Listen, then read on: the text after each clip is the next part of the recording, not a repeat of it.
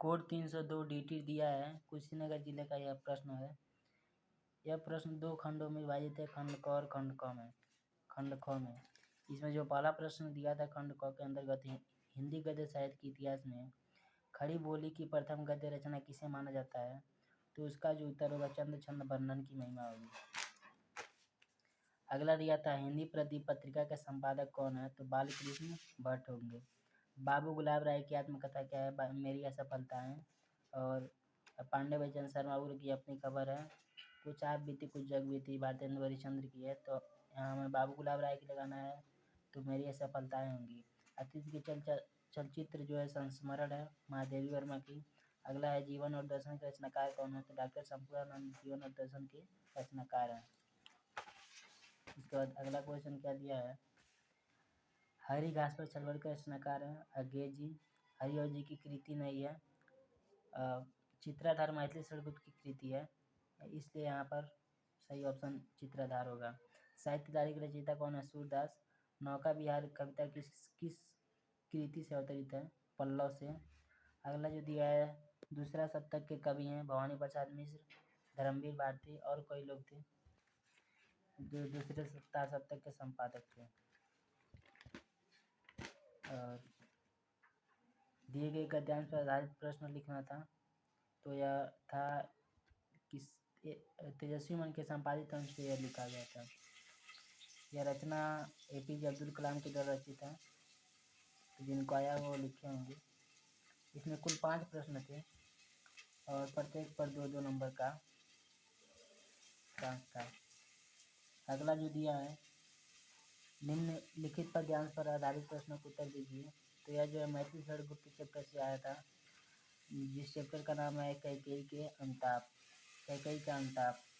और अगला अथवा करके दिया था नील प्रधान जी कुमार। यह हमको लग रहा है जयशंकर प्रसाद की रचना से लिया गया है। हाँ, जयशंकर प्रसाद की रचना से गया श्रद्धा मनु से। अगला क्या दिया है, जीवन परिचय लिखने के लिए दिया है, तो यह डॉक्टर APJ अब्दुल कलाम, हजारी प्रसाद द्विवेदी, किसी का भी लिख सकते हैं, बिल्कुल आसान था। और यहाँ पर जयशंकर प्रसाद की रचना भी बहुत आसान था और रामधारी सिंह दिनकर का भी, तो जिनको आया होगा लिखे होंगे।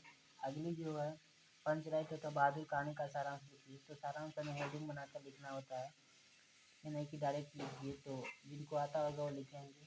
बहादुर कहानी का सारांश वैसे बहुत आसान था, पंचराइट भी बहुत ईजी था। अगला है स्वपठित खंड काव्य के आधार पर किसी एक खंड के एक प्रश्न का उत्तर दीजिए, तो जो जिस जिले के होंगे उनको लिखे होंगे खंड काव्य के अनुसार अपने सर्व की व्याख्या किए होंगे। अगला जो है क्वेश्चन, दिए गए संस्कृत गद्यांशों में से किसी एक का संस्कृत हिंदी में अनुवाद कीजिए, तो जिनको आया होगा वो किए होंगे अनुवाद। महापुरुष जो होते हैं वो संसारी के प्रलोभन में उनका मतलब जो महापुरुष होते हैं उनको सांसारिक जो प्रलोभन होते हैं उनके लक्ष्य को पाने से रोक नहीं पाते हैं। और इस प्रकार महामना के बारे में बताया गया है कि देश सेवा में अनुरक्त मतलब लगे हुए इस युवा को उच्च न्यायालय की जो सीमाएं थी वह रोक नहीं सकी। पंडित नेहरू, लाला लाजपत राय और अन्य कई राष्ट्रनायकों के साथ मिलकर ये स्वतंत्रता संग्राम में भाग लिए। दिल्ली के 30वीं कांग्रेस अधिवेशन में अध्यक्ष पद से अलंकृत किए गए। रोलेट टिकट का जिस प्रकार इन्होंने भाषण दिया, तेजस्वी भाषण दिया, उसको सुनकर अंग्रेज शासक डर गए। कई बार ये जेल भी गए, लेकिन ये देश सेवा को त्यागे नहीं। तो इसका यह अनुवाद था। अगला जो है क्या है, इसको अथवा करके लिखना था, जातक कथा से था, जिनको आता होगा लिखे होंगे। अब यहाँ पर एक श्लोक दिया था, दिए गए श्लोकों में से किसी एक का ससंदर्भ हिंदी में अनुवाद कीजिए, तो विद्या विवादाय धनम मदाय शक्ति परेशान परिपीडनाय कलश साधो विपरीत में ज्ञानाय दानाय च रक्षणाय। तो इसका बहुत आसान था, जैसे दुष्टों का जो विद्या जो धन होता है वो घमंड करने के लिए होता है, शक्ति दूसरों को परिपीडनाएं परेशान करने के लिए होती है, लेकिन इसके विपरीत जो ज्ञानी होते हैं उनका जो धन होता है दान के लिए होता है और शक्ति जो होती है दूसरों की रक्षा के लिए होती है। तो यह श्लोक जो लिया गया था यह सुभाषित रत्नावली चैप्टर से लिया गया था। अगला जो श्लोक है यह महामना मालवीय चैप्टर से लिया गया था। मतलब जो लोग उनकी जय होती है, जो लोग मतलब जो महापुरुष जन सेवा में लगे रहते हैं, अनुरक्त रहते हैं और उन्हें मृत्यु का भय और बुढ़ापे का भय उनकी कीर्ति को रोक नहीं पाता है, ऐसे ही कुछ करके था। तो हमने विद्या विवाद आय वाले पे लिखा है, बहुत आसान था। तो अगला जो क्वेश्चन है, निम्नलिखित मुहावरों लोकोक्ति में से किसी एक का अर्थ लिखकर वाक्य पढ़े कीजिए। अपने पैरों पर खड़ा होना मतलब स्वावलंबी होना, उल्टी गंगा बहाना मतलब गुलर का फूल होना मतलब दिखाई नहीं देना, मक्खन लगाना मतलब चापलूसी करना। तो जिनका आता होगा वो एक अर्थ लिखकर वाक्य में प्रयोग किए होंगे। अगला क्या है, निम्नलिखित शब्दों के सामने विशेष विकल्प में चयन कीजिए। तो चंद्रोदय का चंद्र धनोदय होगा, इत्यादि का इति धन आदि होगा, भवनम का भूत अननम होगा। ठीक, तो अगला क्वेश्चन क्या था, अगला क्वेश्चन था दिए गए निम्नलिखित शब्दों का विभक्ति और वचन लिखिए। तो जिनको आता होगा लिखे होंगे, नाम में शब्द में विभक्ति और वचन लिखिए, जिनको आता है वो लिख देंगे। और फिर यहाँ पर देख लीजिए, जहाँ पर क्या था जलद और जलज, तो यहाँ पर बादल और कमल हो जाएगा। अगला जो क्वेश्चन है वह क्या दिया है, अवलंब और अविलंब। तो अवलंब मतलब सहारा होता है, अविलंब मतलब शीघ्र होता है, तो ये सहारा और शीघ्र हो जाएगा। निम्नलिखित में से किसी एक शब्द के दो अर्थ लिखिए। तो अक्षत मतलब होता है, अक्षत मतलब होता है चावल, अक्षत मतलब चावल होता है, और फिर अखंड होता है। ठीक, मतलब और कर मतलब होता है सूर्य और हाथ, द्विज मतलब होता है ब्राह्मण, और फिर से पक्षी हो सकता है। तो जिनको आता होगा लिखे होंगे। लिखित वाक्यांशों के लिए एक सही शब्द लिखिए। किए गए उपकार के नाम बनने वाला कृतज्ञ, जो उपकार करता है परोपकारी होता है। और अगला क्या है,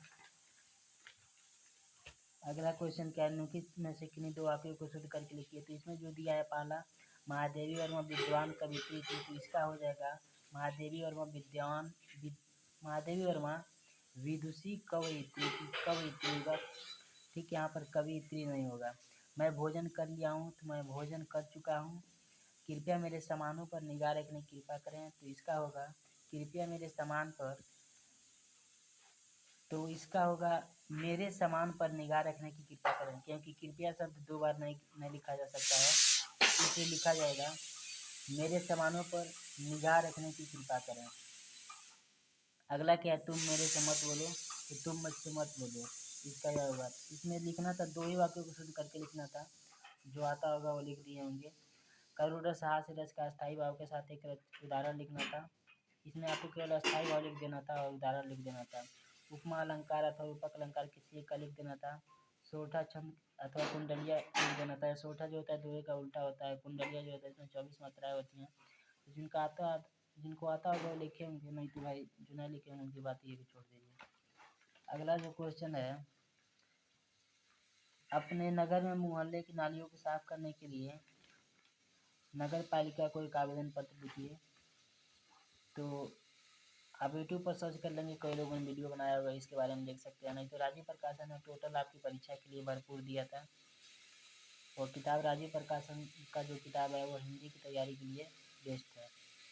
तो यहाँ पर निबंध जिसको आता होगा लिखा होगा कि सब आसान ही था, नवीन शिक्षा पद्धति, मेरे प्रिय कवि। कई लोग मुंशी प्रेमचंद पर लिखते हैं, कई सीताराम पंत पर, जिनको जो आता होगा लिख देंगे। और विद्यालय में स्वास्थ्य शिक्षा तो सभी जानते हैं, हाइजीन के बारे में, तो वो सब लिख दिए होंगे। तो ठीक है, धन्यवाद।